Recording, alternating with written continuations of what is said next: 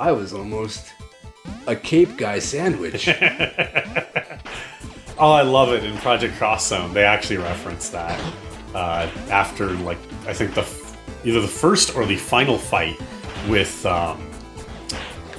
oh god, what's he called from the third one? Nemesis. Yeah, it's either the first fight or the last fight. Okay.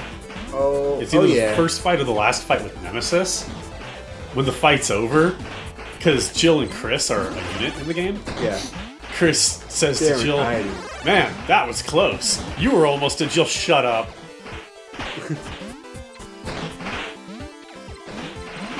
I was like, hee, it's a reference to a meme. I died! It's a reference to popular humor. Yeah. That whole game is just... Well, man. that's what it's about, kind of. Yeah.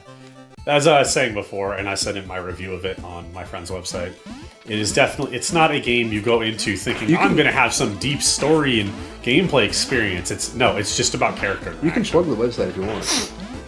I'm... whatsyourtag.com, that was the name of it. Which I only wrote a few reviews for them before. I like Mabodi Miles, who is the site owner and everything, but the site is not really my kind of style, if you will. I don't groove all that much with it. Although I did say I'd write a review of Metal Wolf Chaos for it once I'd played it, and my copy has shown up. But I'm not going to play it until I have my recording setup is better. There is more, like, going to work every time I press play. Because then I'm going to record it. I'm going to record the game for this show. And then I'm going to... Okay. I had no choice but to die. I had no choice. I had no choice. Death was the only option. In a world where death is the only option. Your life is no longer your own. Since you're not asking, I'll say that I have been playing. What have you been playing? Yeah. Actually, the game I have with me in my 3DS, although it's just a standard DS game, but whatever. So you've actually been playing it tonight while we've been recording Yeah, this. I have. I've been playing it a little bit right now, actually.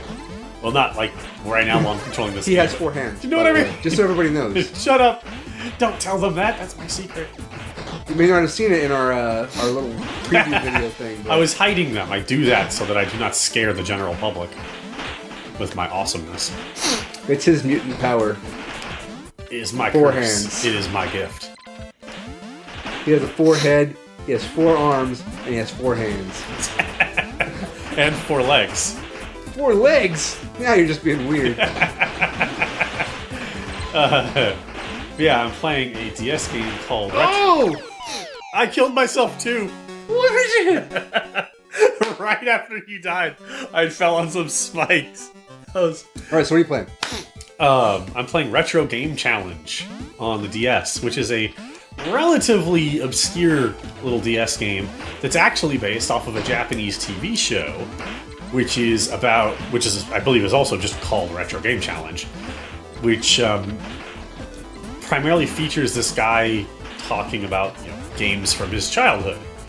The game is actually presented as you get sent back in time to when he was a child, and you're playing games with him as games are released. He even purchases magazines, and you can read the magazines, which will give you hints and tips and talk about upcoming game That was releases. my favorite magazine, Hints and Tips. No, I'm just kidding. Tips and Tricks is pretty good, though. Yeah, Tricks. I actually liked their more editorial magazine of video games. I never read that one. Yeah, they phased that out, like, in the mid-90s. It didn't do so well, but Tips and Tricks, it was the same staff. Right. But yeah, so it's all built around that framework of you're in the past playing games with him as he's a kid. I did. It's actually like it plays out like games get released, and so he buys new games for the two of you to play, and he gets monthly issues of magazines that you can read. And but you're constantly being given challenges from his modern day self. this is you have to pass these challenges so that you can go back to your own time. But the challenges are just, simple game challenges, but all the games are built to resemble games from his childhood. Mm-hmm. But then you'll actually get, as more games are released, they're released as sequels. So you actually get sequel versions of the games you've already been playing. After I beat the 4 challenges for Guadia Quest, which is a Final Fantasy analog, I'm gonna get Super Robot Haggleman 3. Uh-huh. And I've actually played 1 and 2 because they're games. I think Haggleman 1 is actually the first game the game starts with. After you complete the... What's that one based on? That's a really tough one to explain, because while I've actually played what the Haggleman games are roughly based on, it's really hard to explain. It's one of those things that, if you just pointed somebody at some pictures of that was bullshit. If you just, pointed somebody at some gameplay of it that was, an older, somebody who'd played games in their 80s and whatnot, yeah, they'd be like, oh yeah, no, I totally recognize that. About the most unique aspect of it that I can think of is there's lettered doors all over the stage, and but they're also colored. And if you go through a door of one color, all the doors of the same color will flip around as well, mm-hmm. and you can use that to defeat enemies. If they're in front of a door when it flips, they get defeated. Oh. And if you do things like one of the secrets you learned in one of the Game Fan magazines, which is what the magazine, the faux in-game magazine is called, as Game Fan. Weird, because that was actually a game magazine for real. Well, okay. I mean, I'm not surprised. It's a pretty straightforward name. Yeah. But they actually tell you, in Haggleman, 2, if you're low on health, go in the reverse order of letters through the doors, and you'll gain health back. And so you learn stuff like that. And, Haggleman in general has, a few tricks like that, where going through the doors in specific orders or whatever will do things. Or, you can even force a boss into the stage early by finding him behind a certain door, getting to that door in time, and flipping it, and it'll force him into the field without having to defeat all the other enemies. That's cool. Yeah, it's really, really great. The whole thing, like I say, is this really nostalgia-fueled thing. It's really, really fun. And all the games really do genuinely play they're all analogs for old games. Like I said, Guadia Quest is an analog for Final Fantasy. It even has a parody of Final Fantasy's title screen.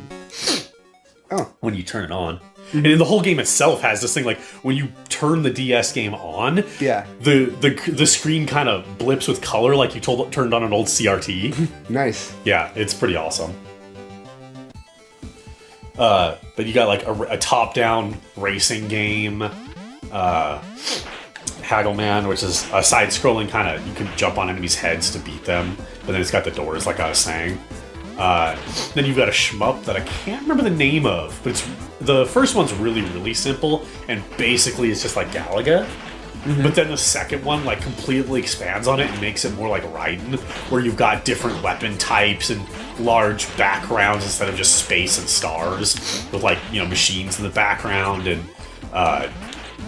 enemies that are actually a part of the terrain as opposed to just being ships.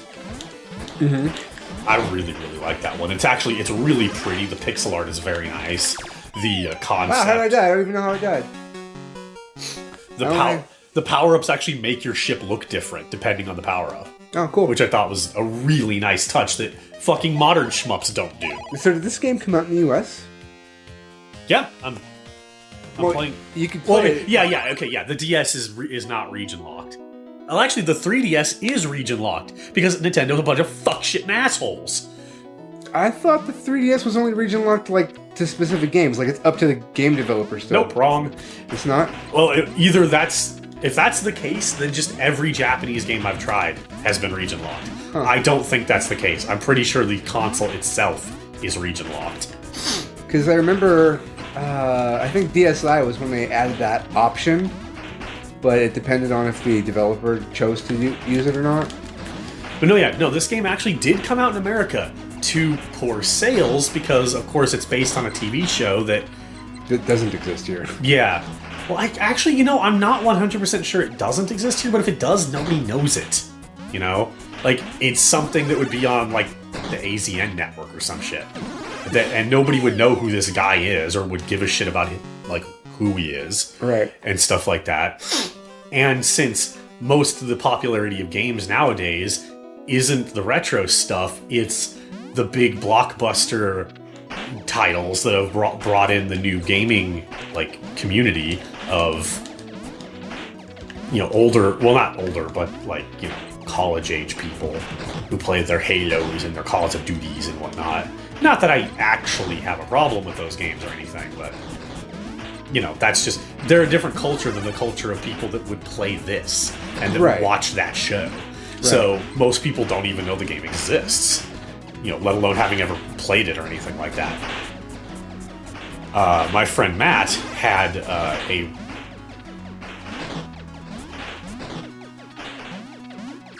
That was dumb as shit. I fucked that up big time.